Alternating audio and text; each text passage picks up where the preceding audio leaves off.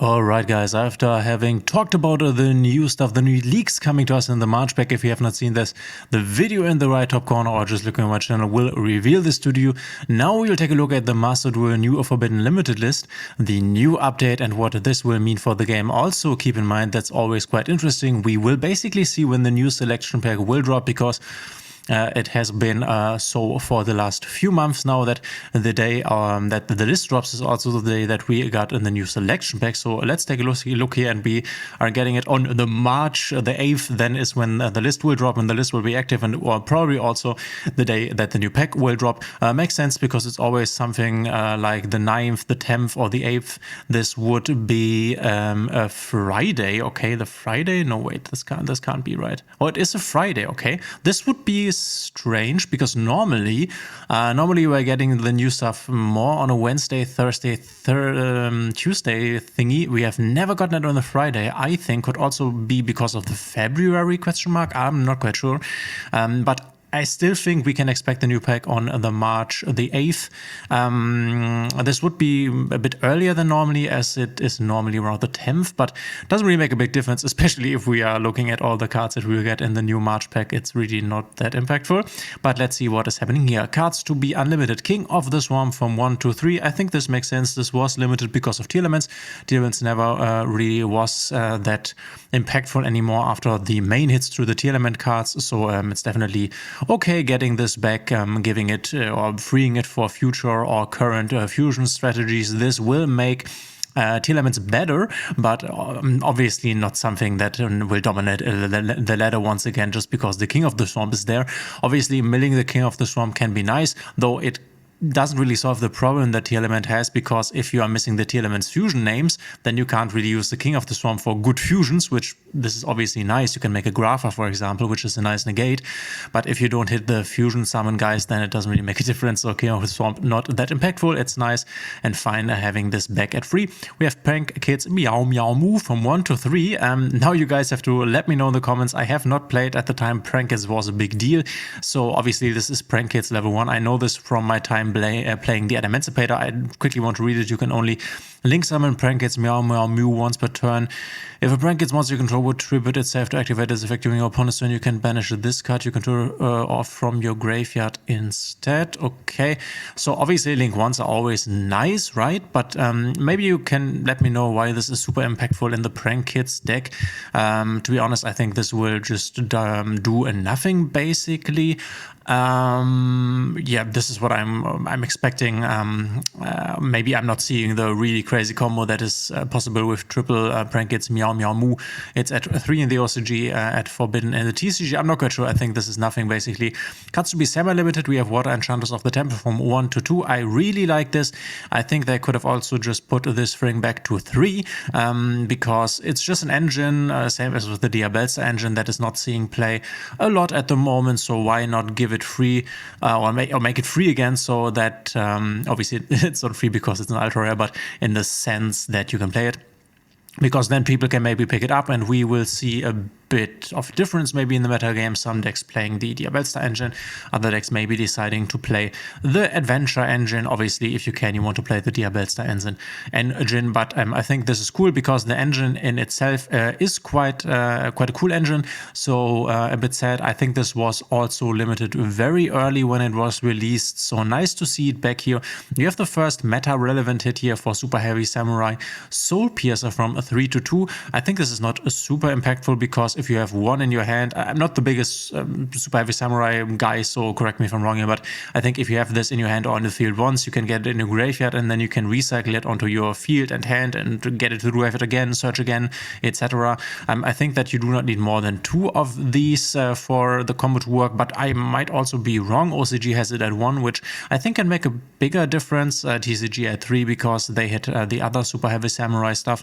But Super Heavy Samurai players in the video, in the comments, let me know what this does. I think it's a bit of a consistency hit, as you will see less of your Super Heavy Samurai stuff now, but you can just replace this with more hand traps, I guess. So Super Heavy Samurai should still be fine. We have Parallel Exceed from 3 to 2. I think this is fine. I was playing Mech a lot in the past, and at times I only played 2 Parallel Exceed because obviously you only need 2 because you can only summon 2. A third Parallel Exceed is basically only giving you a bigger chance of opening this card in your hand, which with 2 it's less, but you have the advantage that you will not have a dead draw then, right? Because if you use your 2 Parallel Exceeds, then you have used them, and then there is not like a third Parallel Exceed in your deck that you can maybe draw, and that is then completely dead. So putting Parallel Exceed to 2, I think it's totally fine. You can still play this thing, and you will still play this in all the Psy Burst decks that are playing it. For example, in Mech, you can easily replace this with something else. So if this was intended to be a Mech hit, I think it's not really, but you can definitely could also have played it at 2 in the past, so no big change here. And then we have cards to be limited, and the last thing here, so a very little list. Branded opening from 2 to 1. Okay, yeah, Branded a dominant deck at the moment. The opening from 2 to 1 is definitely impactful, same as was the Branded Fusion from, or back to 1 basically. It was at 3 in the beginning. This obviously limits access to the Branded Fusion, which having 1 Branded Fusion is not the biggest problem because there are a lot of cards that you can open, Branded opening, haha, to get to your Branded Fusion. But now there is 1 card less, which just makes the decks a bit less consistent. I don't think that this makes or does a lot for the deck, really limits the deck. I think this is still strong. Obviously, it's a little hit to consistency, but all in all, this is a very unimpactful list, I would say. There will not, we can quickly take a look at the tier list here. There will not be a big change in tier list when it comes to the power level. As we can see here, we have tier 2 Mech Super Heavy Branded. Snake Eye not getting a hit because I guess it's just new and the people like to play it. Snake Eye will obviously, with this new list, rise a bit in power, while Branded SBR Mech and Super Heavy Samurai will fall a bit in power, but I think not a single one of these decks will fall in power level quite significantly. I think the biggest hit was the Branded hit, but I might also not really understand what Super Heavy Samurai will look like after having only 2 Soul Piercer, but I think it's totally fine. We can also take a quick look at Untapped GG and check what Untapped is saying about the current state of the meta game and the power level. If you're not aware, Untapped GG, really nice website that you can also use the companion, the deck companion that basically you can use in Master Duel to track your games, your wins and losses and such.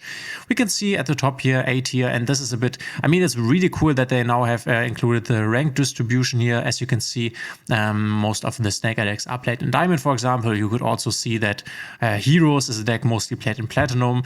This is quite nice, as you can now better prepare yourself for what's coming on the ladder. And as you can see, the popularity is 17.9% Snake Eyes, which is a lot.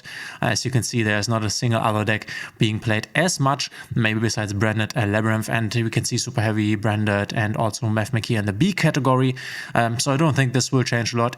Just push Snake Eyes a bit more to the top. We will see even more Snake Eyes now, but I think this list here is basically not effectful at all. We can quickly take a look at ultra rare crafting point wise. It's also nothing here. You can not gain something from this. You only might need to craft an additional Water Enchantress of the Temple if you so would like to play the adventure engine. But yeah, I'm a big fan of these monthly ban lists, and I think it's fine if they are a bit smaller. Though I still think you could definitely have hit something of the Snake Eyes deck here, as it is really impactful right now and will be even more impactful in the future. So for example, let's take a quick look here. What could you have done? You maybe could have semi-limited an Ash. This is, I guess, one of the easiest things that you can do. Just put this thing to 2 maybe. But I mean, at the moment, we don't have the Bonfire, which are basically bonus copies of Snake Eye Ash. So you might want to wait with this if you are Konami. I could limit some Diabellstar wanted stuff, but I mean, these cards are brand new. They are still in the shop. I guess this is why they don't really want to do it. And I personally think this is quite fine, having a meta in which a lot of people are playing Snake Eyes. Would be cooler if you would have the Fire King stuff, because then we would have Snake Eyes and Fire King Snake Eyes. Now we only have Snake Eyes. But I think Snake Eye is a really, really fun deck. That's how a deck should be in Yu-Gi-Oh! If you ask me, really, this is not an easy deck. This is a very flexible deck, and the mirrors are also very fun and quite skill intensive if you don't get hand trapped to death, which obviously can happen. That's a thing. But yeah, this is the tier list, the forbidden and limited list. Not really impactful. Let me know in the comments what you think of this. Do you like it? Do you hate it? What would you have liked to see on this list here? Let me know in the comments. Thanks for being here. If you're still here, please consider subscribing, hitting the thumbs up and the notification bell, as this will help me out a lot, and we will see each other in the next one.